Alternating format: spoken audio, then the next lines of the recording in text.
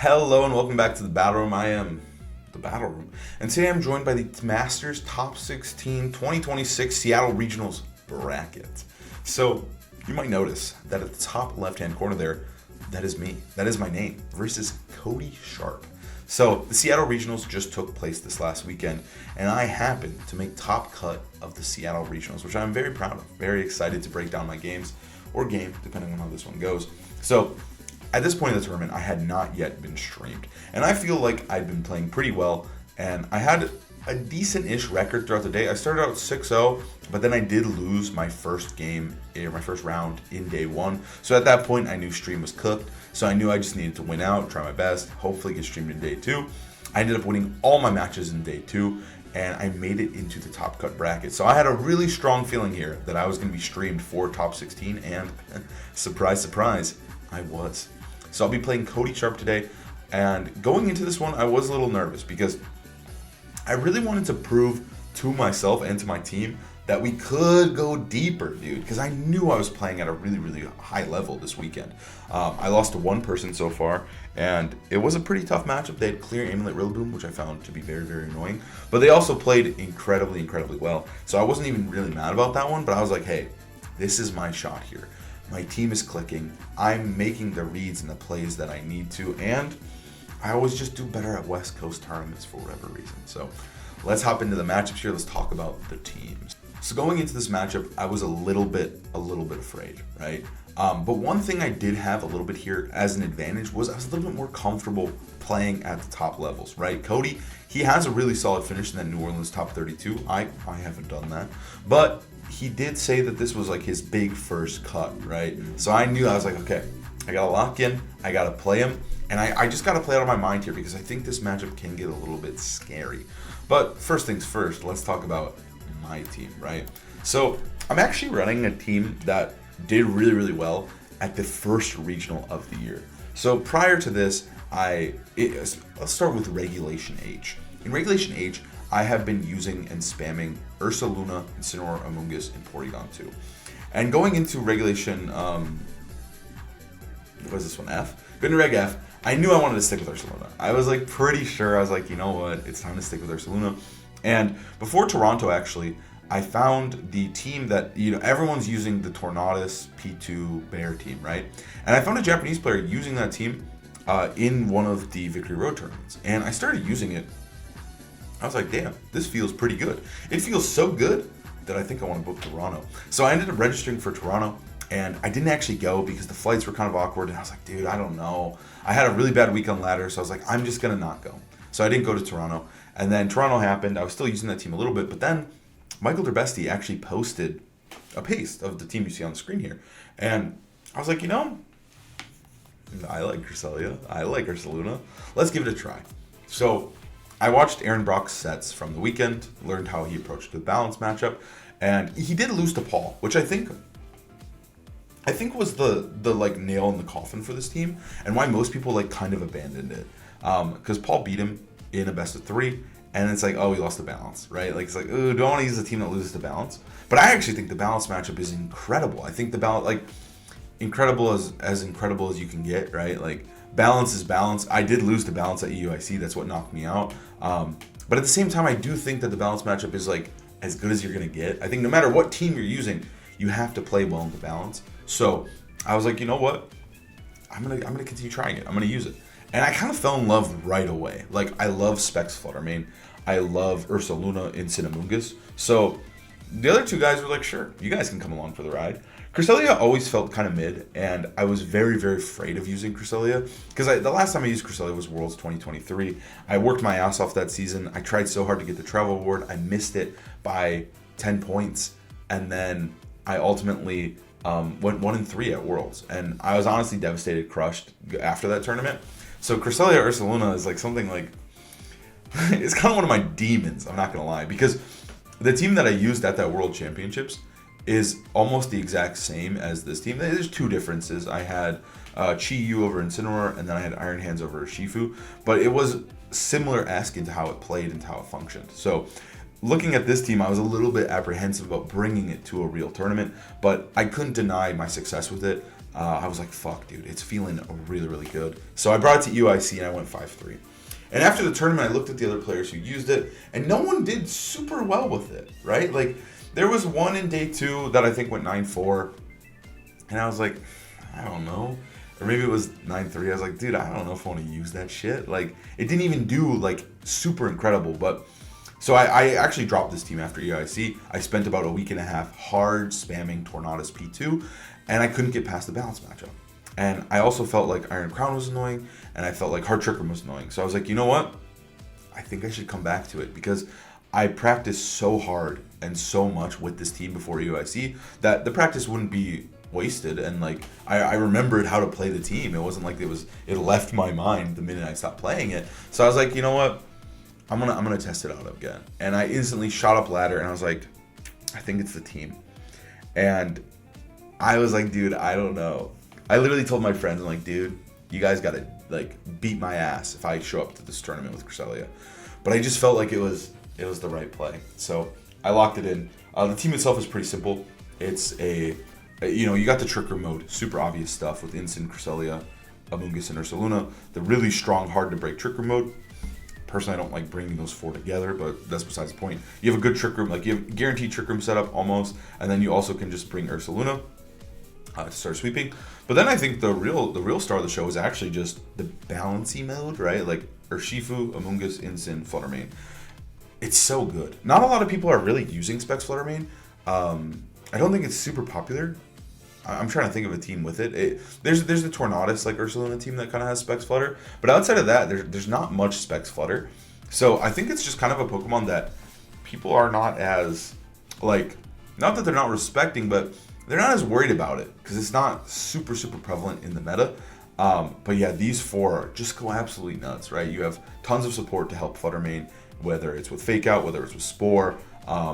They also help out, or Rage Powder, I should say. But also, they help out Urshifu so much, right? Like, being able to pair Amoonguss Instant with Urshifu is nuts. Like, Fake Out Surging Strikes, Rage Powder Surging Strikes. I also think these 4 compromise the balance matchup, and I think it's really, really solid. So, yeah, I just kind of was like, this is my best team, and this is going to be what gets me the best result at this tournament.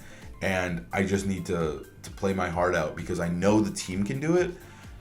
And I just need to make sure I'm there with the team. Even though I had doubts, I was like, this is my best team. I don't know going forward if this team is like, I think it's objectively pretty strong. But I don't know if it's like broken. Like at some points, I kind of felt like I had to do the heavy lifting. And I feel like, I'm very curious to see, like, is this team just really, really broken, really, really good? Or is it like, hey, I truly mastered this team? Either way, I think it's still an exceptional team. You should give it out a try. I'll link the paste down below. I made the paste public, so if you want to use it, totally go for it. It wasn't my team to begin with, so again, shout out to Aaron Brock and NJ11 for making this thing, because yeah, I actually saw their spreads were a little bit different than mine. I decided to run a lot of speed on my Cresselia and Ursaluna, and I think it was extremely valuable throughout the weekend. But yeah, they were a little bit slower. But now going into the matchup here, right? This matchup, I think, is the scariest matchup I could have got. I remember when I saw it, I was pacing back and forth, and I was just like, what the fuck do I do, right? What the fuck do I do into Terrastellar Dark Urshifu? Dark Urshifu is like, he's pretty scary, like in general. Like often, like if I see Dark Urshifu, I'm like, fuck man, I don't want to deal with this guy. I can definitely beat him, right? Like it's not a huge deal, but my resists are lacking, right? It's actually just Urshifu and Instant, but Instant is weak to close combat, right? I mean, technically, Fluttermane is like, it doesn't like taking Wicked Blow though, right?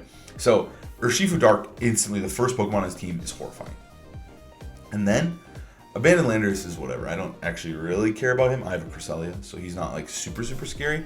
But then I see the Specs Flutter and the Ogre-Bound Hearthflame. I'm like, holy shit. Because normally, if I see Dark Urshifu, it's like, okay, can I potentially get Terra Steel Cresselia going? Because Terra Steel Cresselia is still like strong and pretty good. But I can't really do that when they got an Ogre-Bound Hearthflame. So I was like, okay, Terra Steel Cresselia might not be on the table. I might have to rely on Psychic type Cresselia, which is pretty brutal. And then the Fluttermane is also annoying for the same reason of forcing my Terra and then potentially smacking me with an Ivy Cudgel. And then I see Imprison for Rigorath, which is like, fuck me, dude. Imprisoned Giraffe in 2026? Yeah, Imprisoned Giraffe is super scary. Like, I wouldn't say Trick Room is like my main reliant mode, but into Tornadus stuff, oh yeah, I'm pressing Trick Room. Like, if you look at the team, like, if we just cover up Farigiraf, right? Like, just pretend he's not there, right? I'm gonna put myself right there, right? Pretend Farigiraf's not there. Oh man, dude, I'm pressing Fake Out Trick Room. I'm Terra Stealing if they lead Flutter, and I'm winning the game, right? But that's obviously why he has Farigiraf, is to shut down Trick Room teams, because otherwise this team is very weak to Trick Room.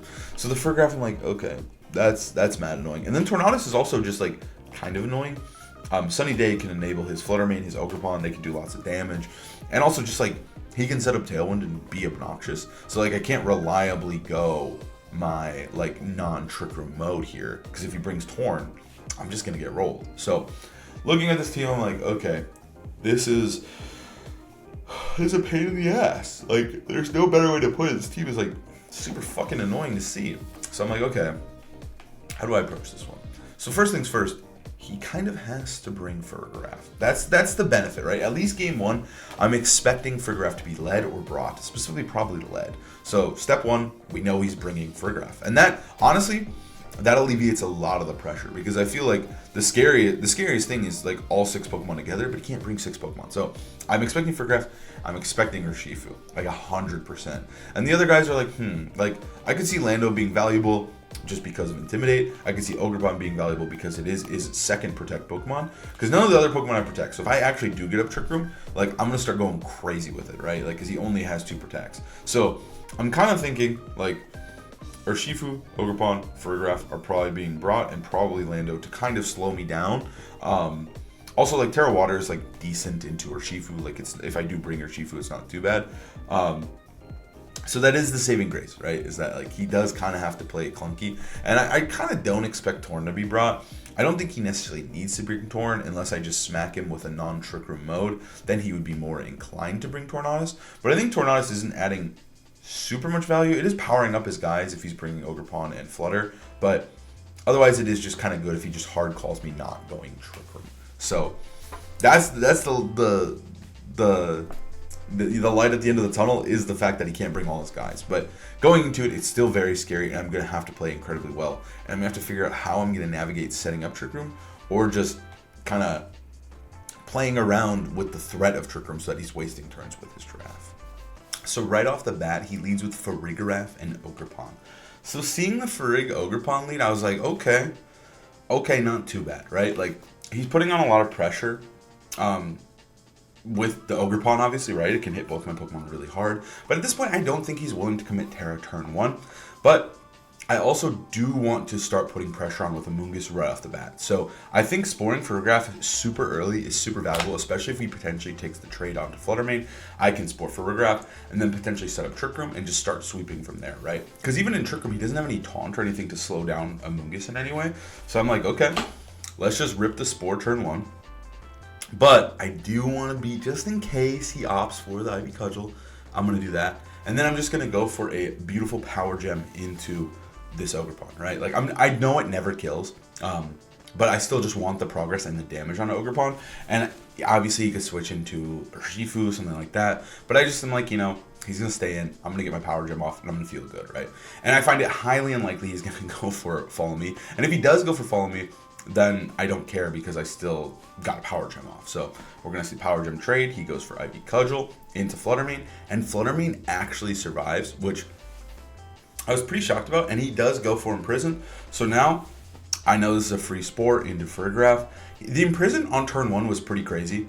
Obviously, I don't even have Trick Room on the field, so it is pretty nuts. But now this is the freest switch into Ursaluna of my life, and I just press Power Gem just to keep him honest, right? Obviously, it's pretty likely that Ogerpon's going to protect, but I think just getting in Ursaluna and putting this pressure on is just amazing, amazing progress. Also, if he doesn't protect there and just eats the Power Gem, then I feel good about that too, because then next turn I can switch out. If he were to bring in like Urshifu, I could easily just double Ursaluna out, but now Ursaluna's burned for the rest of the battle, which is always really, really good. Like, sometimes I think just getting Ursaluna burned, like, for free like this has immense value. It's kind of like, it reminds me of like Palafin in a way. Like, you have to play around it in a certain deliberate way, and once you get it going, it's unstoppable. So And this next turn is going to be beautiful, right? He goes for Spiky Shield. I'm nodding. I'm happy. I'm feeling it. And obviously, Fergraf cannot wake up this turn. So the only way Fergraf can wake up next turn would be if it gets a first turn wake. And the only way it can live is if he switches into Landorus. And now, I considered doubling Fergraf, but at the same time, Fergraf isn't really doing much for my opponent right now, right? Like, I think power gemming into Ogerpon, even if it switches, just feels good, right? Because I'm getting a little bit on Lando, or I'm getting a Sash break onto Urshifu Dark, which is also incredible. So no matter what I hit here, I'm feeling good. Or I KO Ogerpon, right? Like, it's just kind of a win-win-win. So we're going to see Landorus come in here. And again, like, as long as he doesn't first turn, we're chilling. Like, this is such a good turn. Ursaluna gets one free Facade. I could have doubled the Ogerpon slot, but I don't know. I think removing Fergraf is more valuable, especially if he doesn't switch. It's just a free KO, which, I mean, if he doesn't switch, then it's just redirecting anyway. So he's going to get that first turn wake, though, and get off kind of a juicy Hyper Voice, right? Like, I'm Glass Ursaluna. Spoiler alert, I'm max speed, 204 attack. So my Ursaluna is not bulky at all. So at this point, like, I am actually kind of afraid I'm going to die to Stomping Tantrum. And I have a really strong feeling that he is just going to go for Stomping into Ursaluna.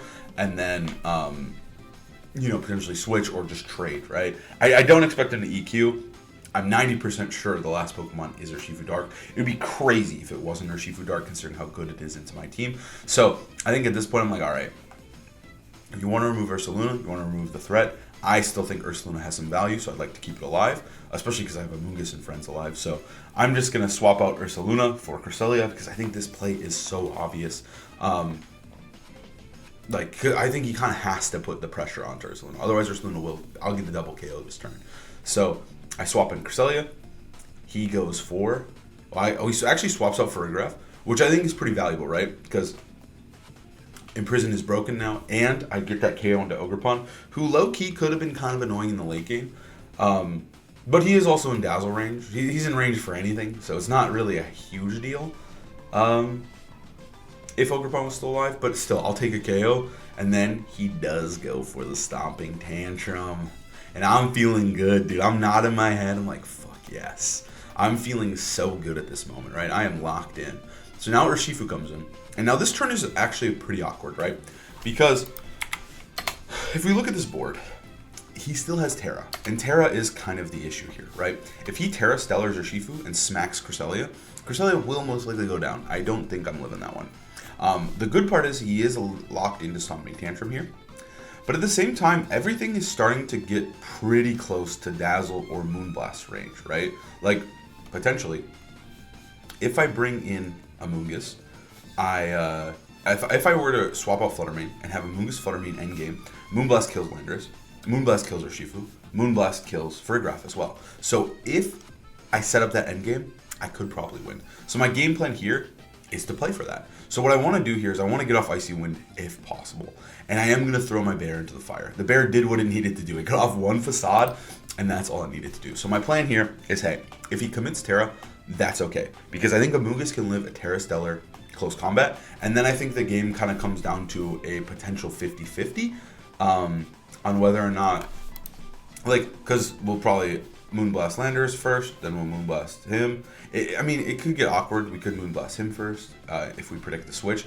It could get like 50-50 and kind of crazy. But if he doesn't Terra Dark, Cresselia does just auto win the game here. So that is the win con I have for myself right now. Because there's just not much else I can do. I am locked into Power Gem. So his play is really straightforward. The question is whether or not he Terras. And I think if he Terras, it could get dicey. Because I don't think Gleam can pick up Landorus from this range, unfortunately. And that is kind of the downfall. But also, I could Gleam, because if he does actually attack with Urshifu, Urshifu could break his own Sash as well. So there are other potential win cons that way. It would just get really, really dicey. And so I bring in Ursaluna. Ursaluna says hi. He goes for Wicked Blow, but does not Terra, importantly here. So now Cresselia lives the hit, obviously a crit. And now we double hit Icy Wind, and that's all I needed to do. Now every Pokemon on Cody's team is in Gleam range, baby. Everything will die to Gleam. So now all I really have to do here is just spam Gleam. So I just bring in Amoonguss. And I do I do make a slight misplay here, right? Because I have to bring in Amoonguss on this turn, because I can't bring in Fluttermane, otherwise I'm getting Sucker Punch. So I bring in Amoonguss, he's here, and I just have to press Protect. But on this turn, I probably should have just pressed Psychic into Landorus, and I just go for Protect. I thought he was Terra Steel, so I was like, oh, it doesn't really matter what button I press, but he is, in fact, Terra Water here, and he is going to commit that. I'm not sure what my opponent could really do. I think he needed to leave Cresselia alone, but also, like, low-key, I maybe should have just went for, like, Trick Room here, because I could have just started sporing everything, and I would have won the game that way as well. So maybe it was just I should have pressed Trick Room on Cresselia. That might have been my misplay here, in case he, like, tried to Wicked Blow my Amoonguss for fun. So, yeah, I think maybe it was a Trick Room angle. And then just started pressing Spore and then swept with Gleam that way. But he does kill Cresselia. I look so relieved for my Pokemon fainting, but I am hyped because, right, Cresselia being down is huge work for me. And now he's forced to throw the Stomping into my Amoonguss, which doesn't matter because I press Protect. So now everything is in Gleam range and we are in an amazing, amazing spot here. So it was kind of a tricky game. Like, it definitely was pretty, like, it didn't really go how I envisioned it in my head. Like, I kind of just thought I would trade early, set up Trick Room in the mid game, and then sweep with Ursaluna Cresselia. That was kind of my plan, but it just got kind of wonky, it got kind of weird. And I feel like that's kind of how this team plays. It's like nothing, not that it doesn't go to plan, but you have to react to the ebb and flow of the battle and how the turns are playing out. It's not really like I'm going to fake out Trick Room and then U-turn and sweep with Ursaluna, right? It doesn't feel like that most of the time. It's usually like really convoluted and crazy, and sometimes you're like, is it Icy Wind time or Trick Room time, right? Like, you never really know until you're in the position, and then he's forced to press Sucker Punch there. I think he said something in the mic like, yeah, I just lose here, or yeah, I had to do that. And I'm like, you're all good, man. You did get caught in the Gleam trap. Now Landorus and Urshifu go down, and now it's time for Farigiraf to go down as well. So it was just like a really solid, like, endgame setup there, but it was a little bit spooky had he played it a little bit differently. Specifically by probably just Terra Stellaring the Urshifu. But the battle's canceled. We go into game 2. Now, going into game 1, I was really happy to win game 1 because I think this match was really scary. So having a game up, I felt so relieved. Like, I was like, okay, I can try some stuff. I can be a little bit creative. I can potentially, like, I can lose a game. And so, obviously, right, like, because I won one. So it felt good. But I still was really, really nervous because I think if just a couple turns, like, had Fluttermane went down there, right, or had he Terra Stellar Dark, it probably just slipped out of my control. So I knew I needed to make sure I played cleanly and still locked in for game 2. And going into game 2, I was thinking, you know what? There's no fucking way he brings Tornadus, right? Like, the Pokemon I brought, I don't think Torn was, like, particularly amazing into. I think Cresselia just being there on the field makes Tornadus, like, way less valuable. So I was like, you know what? I'm going to try something a little bit crazy with it, right? Because, like, I thought he was going to bring Urshifu, Landorus, Ogerpon, and Farigiraf again. And if he's bringing those 4, I really like Incineroar and Urshifu. I think Urshifu's like into Ogerpon Fire. It can get a little bit wonky with the Terra Fire, or with my Terra Steel, he can still hit me. But he just decides to lead double Genies into Incin Urshifu, right? And instantly I'm like, God fucking damn it, right? Because I'm like, dude, my lead is ass. All he has to do is press Sunny Day, like EQ. He can press Sunny Day Stomping. Like, no matter what he's doing, this feels bad. And spoiler alert, I didn't bring Cresselia this game. I was feeling so confident that I was like, yeah, I'm going to bring Incin. I'm going to bring Amoonguss Flutter in the back and just try to out-finesse him, right? Like, no Trick Room mode needed. He's just going to bring the same 4, and I'm just going to slowly work him down with Incin or Shifu, and I'm going to win the game. Yeah, he didn't do that. He just brought Tornadus. So instantly right off the bat, this is feeling pretty bad. But first things first, I'm like, okay, turn 1, don't care what happens, right? I'm going to press Fake Out into Landorus. I'm going to slow him down. Obviously, next turn, he has an insane Stomping Tantrum primed and ready for me. But I'm going to worry about that next turn because I think I can finesse that. But right now, I need to make sure he's not hitting my Pokemon with fucking Earthquake or something, right? So I'm going to fake him out. And then I'm going to try to make progress because I am like slightly bulkier Shifu and he is Covert Cloak, not the Sharp Beak. So I'm like, okay, I'll try to get the Surging. He does press Sunny Day though, which feels pretty bad, right? Like, we're hitting him with the Surging Strikes, right? Because there's not much else I can do. So I'm trying to make progress. I'm trying to just get damage down on this turn. But this is kind of all I really had available to me on this turn. Now in turn 2 here, I start to get a little creative with it. Because I'm like, you know what?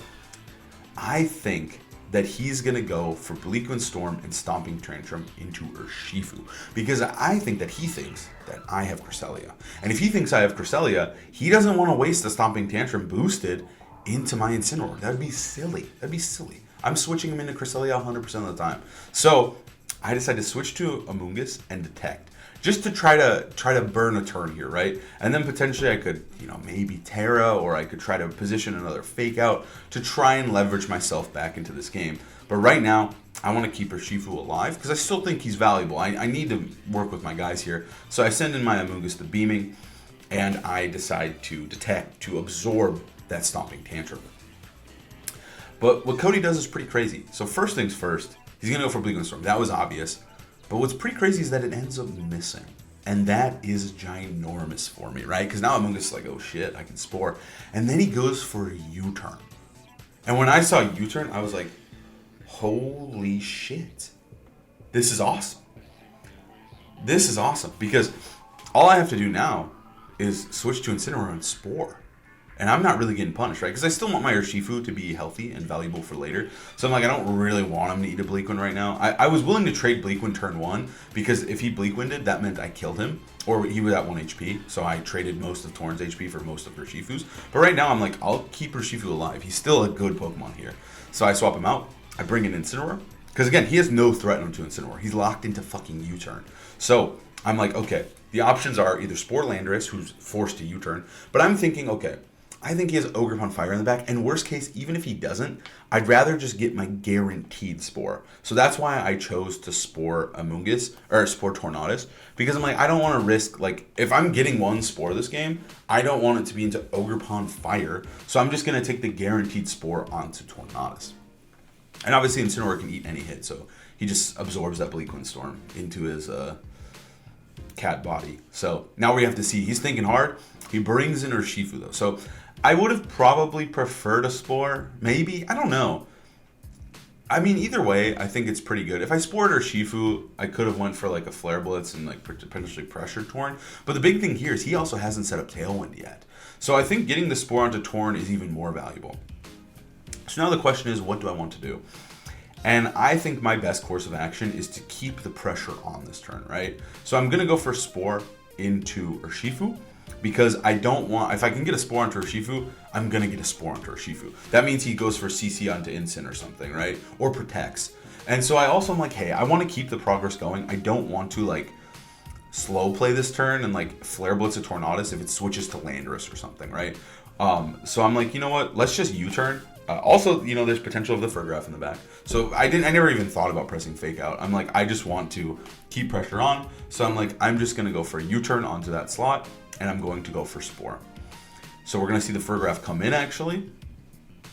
And then we are going to see Urshifu go for close combat, one-shotting my Incineroar, because he did dodge the Bleak Wind Storm. So that Bleak Wind Storm didn't matter, but the first one mattered quite a bit. And now we get a nice, juicy Spore off onto Urshifu.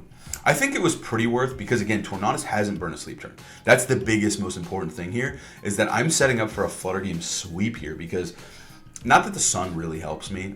It gives me a speed booster, which is, it's kind of cool, I guess. Like, I am really, really fast, but it doesn't do anything for my damage because I am timid Flutter Mane. So I bring Flutter Mane in. We get that juicy speed boost. I think that was my first one of the tournament too. I never played Sun, so we get a huge boost. And now it's just time to spam Dazzle, right? Like I go for Spore, and again, his Furgraph does not have Psychic. It is a crazy set of Hyper Voice, Imprison, Trick Room, Helping Hand. So it's putting no pressure onto Amoonguss whatsoever. So I go for a nice Dazzling Gleam. I crit the Urshifu, which is kind of funny. And now I go for a Spore and a Furgraph. Now the question is, do I live the Hyper Voice? And remember, he also can't really touch Flutter Mane at this point, right? Like, the draft literally cannot damage Flutter Mane unless I Terra. Amoonguss lives with 7 HP. And now I get a nice Spore onto Farigiraf. So now at this point in the game, everything is looking really, really juicy. Like everything is almost in Gleam range. Like, because he didn't bring a resist. He didn't bring Ogerpon. Ogerpon is his only fairy resist. So without Ogerpon, Fluttermane is looking juicy. Now we lose our speed boost right away, man. We didn't even get to abuse it. So on this turn, I decide to, I believe I swap to Urshifu. I don't Rage Powder, right? I think I swapped to Urshifu. But my thought process here is that if I want to be able to put pressure onto Landorus coming in on the next turn. So leaving Amoonguss in isn't actually good for me because Landorus will still live the Dazzling Gleam. I would have to lock into Moonblast. But if I switch into Urshifu and have a Urshifu next to Fluttermane, I guarantee win the game. So as long as I swap here, I put pressure on because in the first game, we actually saw Landorus get outsped by Cresselia. So all I have to do, swap out Amoonguss, bring in Urshifu here, and now I can threaten the KO onto Landorus, threaten the KO onto Tornadus, and there's nothing he can really do to stop me, right? Because as long as I Terra Fairy, he can't even crit Sucker Punch or anything crazy, because he can't even Helping Hand. And he can't wake up with Farigiraf, so I'm not even worried about getting hit by a Hyper Voice at +1. So all I have to do is Terra Fairy to potentially dodge a crit and deal as much damage as possible. He does not get the first turn wake. And then I think he said something like, oh, now I lose or something. Or he's like, I think he said like, oh, now I have no chance. So I get the KO onto Urshifu, and then now there's nothing he can bring in to win the game. And at this point, I felt so amazing, right? Because first of all, I want to go as deep as I can. I want to win this tournament. I really do. But getting top 8 is really awesome because you get insane amounts of points, right? Like the jump between top 16 and top 8, I think it's like 120 CP. So getting those extra points means like Worlds is even more in my grasp. And I do really want to qualify for Worlds, obviously. I think everyone does. But that is my goal. I've qualified 10 times in a row, so this would be 11. So I really want to lock that up. So now all I have to do is Surging and Gleam. And there's nothing you can really do. I locked it in pretty fast, but I was thinking the entire time, like, should I go for close combat? Like, I don't think it matters, but should I? Is it more optimal? But it does. Gleam does so much damage to Landorus because he is banned. So he is just going to go down here to the Searching Strikes. And Urshifu is chilling. But yeah, those points were insane. And also, like, now that I'm moving on to top 8, I am 1 win away from potentially getting a trophy. And I love a trophy, dude. I'm not going to lie. I love a medal. I love a trophy. I love to have the physical embodiment of my success. So playing for this medal means a lot to me. And the top 4 set is very scary. Or the top 8 set's very scary. Like going into a top 8 match, there's a little bit more pressure, right? And also more money, obviously. But yeah, I'm here for the glory. I'm here for the success.